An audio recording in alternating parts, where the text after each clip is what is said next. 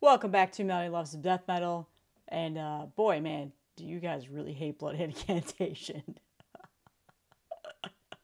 I kind of expected that. I'm not surprised. My Bloodhead Incantation video yesterday has the most downvotes I've ever gotten in the history of my YouTube channel. I blocked and deleted probably at least 10 to 15, 20 people. Some really, really angry people. But for the most part, it got relatively positive feedback. But yeah, I knew that was going to happen. I mean, I said at the very beginning of that video that it's a very divisive band. People either really love them or they just fucking hate their guts. But we're not talking about that today. We're talking about another new release that's coming out this Friday, October 4th, 2024. A very heavy loaded release day, by the way. I feel like it's been a little while since this has happened, but there's a lot of things coming out this weekend that I'm really pumped about.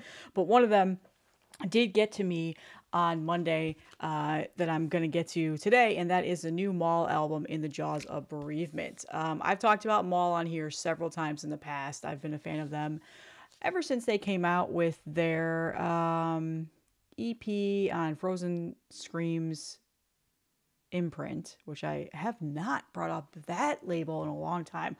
Holy shit, it's been too long since I've talked about them. I need to get back on my underground grind and start looking into some stuff again. But the band is out of North Dakota. They're currently on 20 bucks spin now, which I'm happy about. And this is their second full-length album. So if you're not familiar with this band, definitely check them out. I will say, just to throw in like a little bit of fair warning here, this is not very much a straightforward death metal album whatsoever. The band really is not a full-blown straightforward death metal. Maybe some of their older music, but in regards to their first album, this album, Seraphic Punishment, which was an awesome album. I was such a huge fan of that. That was out on Redefining Darkness back in 2022. But their past like EPs and stuff probably are a little bit more straightforward death metal sounding, more of that mold there. Monarchy of Mold is the EP that I'm talking about, by the way. Amazing EP. That's when I became a fan of this band. That came out back in 2020. And I showed that off on here, and I know I've showed off their first album. But this album, In the Jaws of Bereavement, is quite different, I would say. They definitely wouldn't drastically change their sound, but it's still very much Maul, but it's definitely a different tone, a different way forward in regards to what they've done in the past. And I will say, based on the single that was released, Afterlife, was that right? No, sorry. In the Jaws of Bereavement, that was the song that was called. Afterlife is something else that I was thinking about. I don't know why I even said that. But anyway, we don't edit on this channel. So anyway, I liked the song. I thought it was punishing, nailed to the head. It's like, yeah, this is very much Maul and what you expect from them. Also based on their EP that they released last year, A Desecration of an Enchantment, that was also on 20 bucks spin. You just kind of knew like this is what their sound was going for this new album. And listening to it these last couple of days, and then also the promo that I got sent over about a week or two ago, I really, really fucking like this album.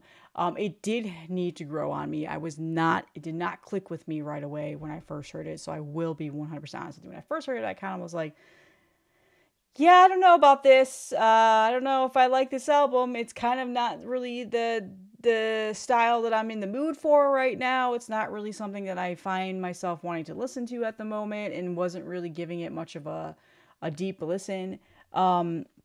And then again, it might have just been my mood. I've been really in weird listening moods lately, and listening to, as everybody knows, a lot of like heavy metal, traditional heavy metal, new wave of British heavy metal lately. So maybe my ears just weren't ready for it. But within the last, ever since last week, like early last week, when I finally was like, oh, that's coming out next week, I really want to listen to that. I really want to get a sense of what this album is, because I love this band. I've been listening to it just about every day, and then the vinyl came in on Monday, and of course I've been spinning it. So it is a pretty good blend of death metal and hardcore, and I know that there is a lot of drama around hardcore and death metal right now. And before I get into that, I will show the vinyl to you, because it is gorgeous, as always, from 20 bucks spin. Amazing artwork here. I forgot who did the artwork. Warmwalk. Yeah, he's an awesome artist. I will link his Instagram in the story. He does awesome stuff. I love that artwork. And then here's the back. The band promo shot goes hard. Printed inner sheet here, liner notes and lyrics. And then, as per usual, as what 20 Bucks Spin has been doing, the black flooding on the inside of the jacket. And then I ordered the B1 variant as soon as this went up for pre-order. And I absolutely love this vinyl coloring. I think it goes awesome with the album cover. It's perfect in my opinion. I love those colors together. Very nice vinyl coloring there. So there's several color variants. Like, I'm pretty sure that most of them are still available, if not all of them. I don't know. Immediately, I have not gone and looked. But okay, so back to the hardcore stuff. So if you're a strong follower on social media of the scene of metal, Twitter, Instagram, whatever else, this has been like a discourse that's going on about hardcore infiltrating death metal, and it's been pissing people off. The death metal, I don't know if I want to call them elitists, because a lot of it's people that I'm close friends with. It's elitist. You guys are all a bunch of grumpy old men. But I love you all.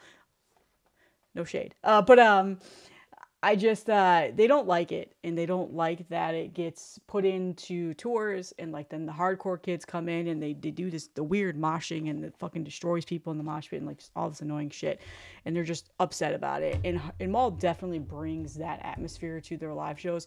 I've never seen them live, but I've seen a lot of it on social media, YouTube and stuff like that, and like that is pretty much like the hardcore scene comes out and infiltrates like the death metal scene. I don't know. It's just a discourse that people have been having. So immediately when somebody hears that there's hardcore that has been blended into death metal, it turns them off. And so if you don't like that, you're not gonna like this album. Don't even watch this video.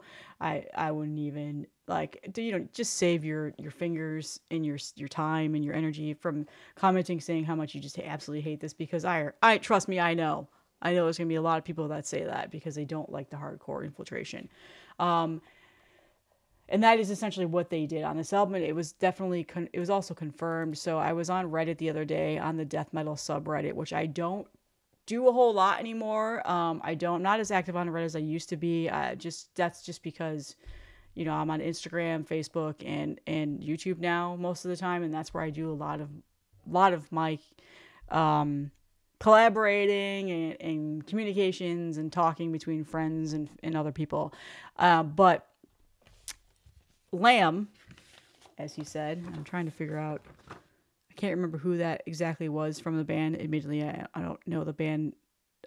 Anthony Lamb. Okay, the guitarist, Anthony Lamb. There we go. He said, Lamb here, the dude who started the band. He wrote in the comments about 2 months ago after somebody posted the single into the subreddit. And he goes into detail about how they're from Fargo and how it's always had a diverse hardcore punk and metal scene, and that their goal was to bridge the gap between those little pockets of people and bring them together and help grow the scene, which we did and continue to do, and they're proud of their environment. So that's a really good background about the sound and what they're trying to do as they wrote this album, and even past albums that they've been working on. He then goes into something that really, really hits close to home for me, something that has just been a part of my life for about nine years now. He mentions that his dad lost a 3-year battle with cancer just a few months ago. So just before this album really came out, trying to tour the country and write an album with a constant weight of dread is something I wish upon no one, which I cannot imagine. And I 100% agree, because this is by far one of the worst things I've ever had to go through in my personal life. And losing a loved one to cancer changes you in a way that I can't explain. At some point, we all live in the jaws of bereavement, which is the title of this album. That kind of really gave me goosebumps. And knowing that immediately put a little bit more of a personal connection to this album. He said that he wrote 7 of the songs on the album. If you like more of the dying fetus type vibe, I'd suggest the song Blood Quantum, which is definitely true. That's a very, very dying feeding-esque song and one of my favorites on here. And then there's the nastier bog style, so like Sang with Sugar Bog. There's Versarius Lick, which is another great song. So yeah, there's a lot of elements on this album that I hear. There's straightforward death metal, there's brutal death metal, there's Dying Fetus style death metal, there's Sanguish God death metal, and then there's like that hardcore sound. And I'm not really immersed in hardcore. I can't name bands. I can't tell you who they sound like in regards to the hardcore scene. It's just not something I've ever really been into. Hardcore is a very hit or miss genre for me. I like a lot of bands, and then I don't like a lot of bands. Actually, I like a couple bands, I should say. Terminal Nation is one of the few bands that I really, really enjoy that blends the hardcore. There's a couple bands on the Maggot Stop roster right now that I really enjoy, like Tribal Gaze has done that in their albums. I'm blanking on others, I'm sorry. But hardcore really is a hit or miss thing for me, and I'm not a person that's just so angry about it and not welcoming it. As everybody knows, I really don't mind change within death metal. I like a lot of the new bands. Like, that's the premise of this channel. But it was a hard listen for me at first. Like, at first I really just was like, I don't know about this. Like, I don't know if this is something I'm going to get into. But after several listens, it really, really clicked with me. And then seeing that and knowing that background, I like to hear those details about what, inspired an album and stuff like that. Like, those things, they don't always matter to me, but it is nice sometimes to see that. And when bands put that forward and they put that out there, I always really enjoy it. So he also goes on and continues to apologize for the mosh pits. Because a lot of people in the subreddit were completely complaining about the fact that this was hardcore, the hardcore kids, blah, blah, blah. Like, there's so many comments on this thread. And he goes, sorry for writing such nasty riffs, I guess. So I need to see Maul in concert. I would love to see them live. I'm hoping I'm able to catch them whenever they come through the Florida area. I know that they have in the past. I will definitely not be in the mosh pit. I'm not a mosh pitter at all. I'm that person that stands in the back. My hands kind of like this and just like nodding my head and looking through the crowd. I'm never in the front row, never in the mosh pit. Sometimes if there's a bar back there, I'll probably be sitting at the bar, and it may seem like I'm having a miserable time, but man, I'm loving it. That's how I like to enjoy my concerts. I've never been a mosh pit person, never ever. I don't care if you are. Like, I don't have any issues with it. It doesn't bother me when they go on or anything like that. I just choose to. I don't mind being in the back as long as I can hear the music. That's all that matters to me. I don't necessarily always have to see the band as much as you're supposed to. Like, I'm only 5'6", so there's a lot tall people usually in front of me. But I'll do my best to try and weave in and try and see things if I need to. If it's a band that really, really needs to be seen, like, there's a lot of bands out there that have really high quality production when they're live. Like, that is what you're there to see. Then yeah, I will do my best to try and be as close as possible and see it. So yeah, I really like this album. I think it's really good. I do think it is a grower. I think it might not click with people right away. It's 10 tracks.